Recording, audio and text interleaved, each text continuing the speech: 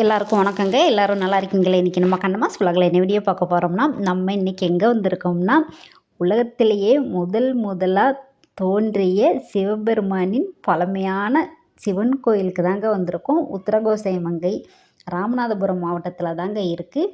முதல் முறையாக வந்திருக்கேன்.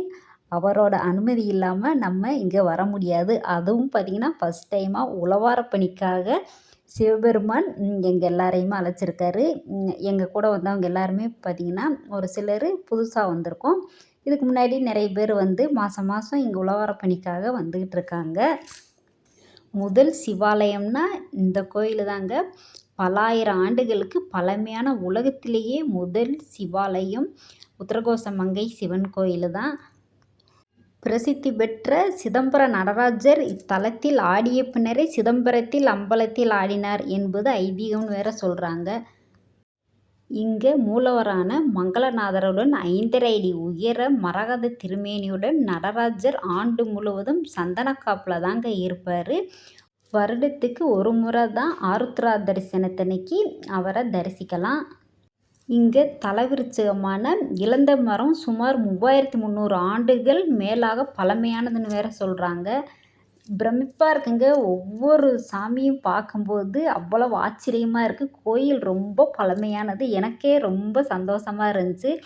கூட வந்தவங்க புதுசாக வந்தவங்க எல்லாருக்குமே ரொம்ப சந்தோஷமாக இருந்துச்சுங்க.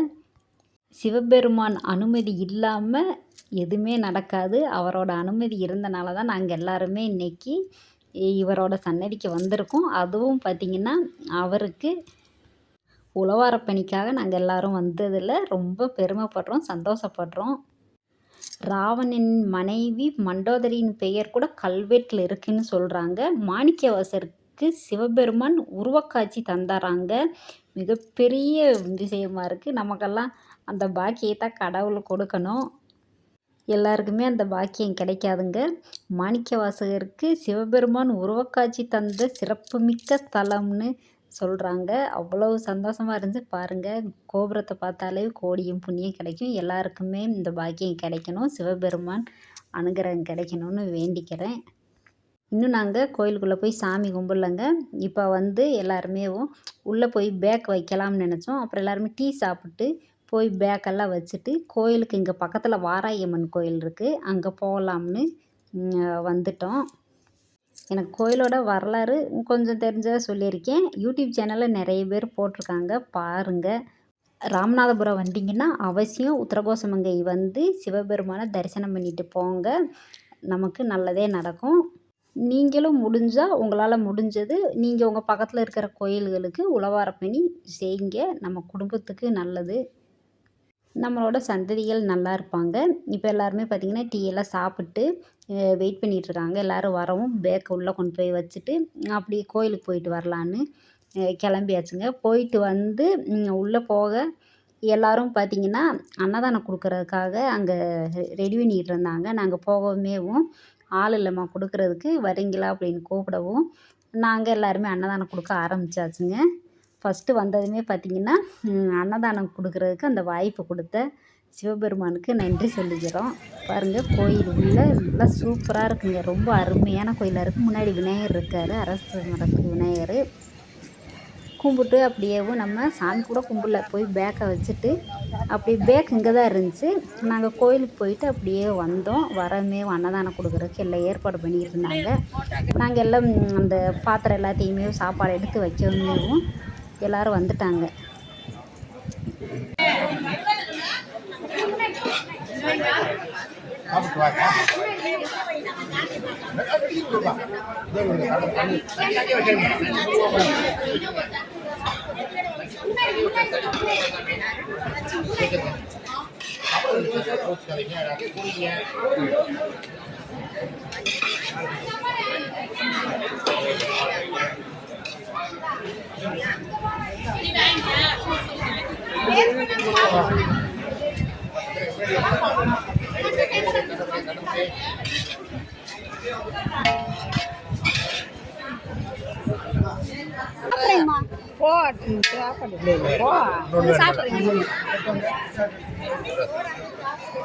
அங்கே வாங்கிக்கிறதுக்கு சாப்பாடு வைக்கிறேன்.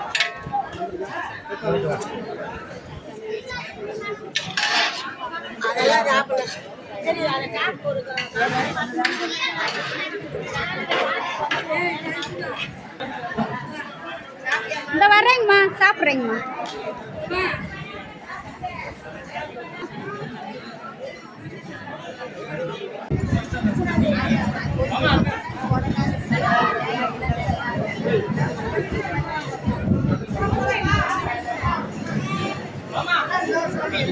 தண்ணி குடிச்சிட்டு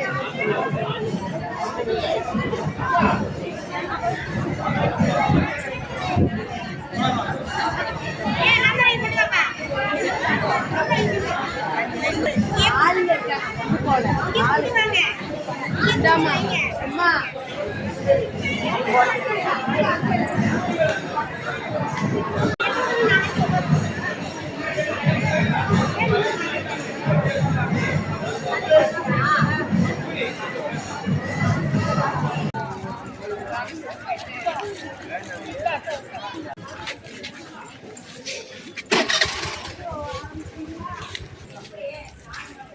அன்னதானம் பக்தர்களுக்கு கொடுத்துட்டு சாமி கும்பிட்டு பள்ளியறை பூஜை இருந்துச்சுங்க. முடிச்சுட்டு பேக்கெல்லாம் எடுத்துகிட்டு நமக்கு இங்கே மடம் கொடுத்துருக்காங்க. சரி தூங்கி எழுந்திரிச்சு காலையில் நேரத்துலேயே பார்த்திங்கன்னா உழவாரப்பணிக்கு போனோம். 6 மணியிலேருந்து நாங்கள் மதியம் வரைக்கும் பார்த்தோம், 2 மணி வரைக்கும். ஆனால் நேரத்துலேயே தூங்கலாம்னு இங்கே வர 9-10 மணிக்கு மேலே ஆயிடுச்சு. 9 மணிக்கு மேலே ஆயிடுச்சு. வந்து அப்படியே பாருங்கள், இங்கே தான் நமக்கு கொடுத்துருந்தாங்க. எல்லோரும் நைட்டு தூங்கிட்டாங்க. நாங்களும் கொஞ்சம் நேரம் தூங்கிட்டு நைட்டு 1 மணி 2 மணிக்கெல்லாம் எந்திரிச்சு குளிச்சுட்டு அதுக்கப்புறமா 4 மணிக்கெல்லாம் கோயிலுக்கு வந்தாச்சுங்க. அங்கே கோயிலில் சாப்பிட்றாதவங்களுக்கு இங்கே டிஃபன் வாங்கி வச்சுருந்தாங்க, இட்லி எல்லாம். இங்கேயே வந்து சாப்பிட்றவங்க சாப்பிட்டாங்க. இப்போ காலையில் 4 மணிக்கு கோயிலுக்கு வந்துட்டோம். நடை திறந்துட்டாங்க. இன்னும் உள்ளே மட்டும் 5 மணிக்கு திறப்பாங்க. வெளியில் திறந்து எல்லாருமே பார்த்திங்கன்னா வேலை செஞ்சுக்கிட்டு இருந்தாங்க. நாங்கள் உள்ளே கொண்டு போய் முன்னாடி பேக்கெல்லாம் வச்சுட்டு உள்ளே உட்காந்துருந்தோம். காலையில் பூஜை அபிஷேகம் எல்லாமே பார்த்துட்டு 6 மணிக்கு உழவாரப்பணி தொடங்கிட்டோம். உழவாரப்பணி செய்கிறது மனசுக்கு திருப்தியாக, அதுவும் பார்த்திங்கன்னா சிவனுக்கு தொண்டு செய்கிறது மிகப்பெரிய பாக்கியங்க. அது எல்லாருக்குமே கிடைக்காது. எல்லோரும் முடிஞ்ச வரைக்கும் செய்யுங்க. எங்களுடைய பணி பிடிச்சிருந்துச்சுன்னா லைக்கு, ஷேர், கமெண்ட் பண்ணுங்கள். தொடர்ந்து நம்ம சேனலை சப்போர்ட் பண்ணிகிட்டே இருக்க நம்ம சொந்தங்கள் எல்லாருக்குமே ரொம்ப நன்றிங்க. பாய், நன்றி, வணக்கம்.